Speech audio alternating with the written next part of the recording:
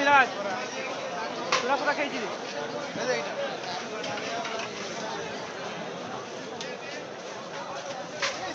एक बार हाई कर दे हाई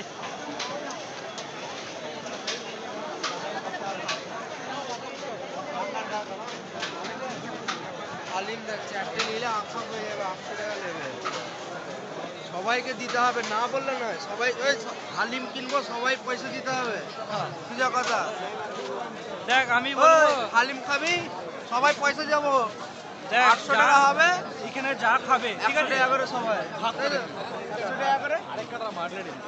একা দিতে গেলে হবে না তাহলে তিনটে লেগে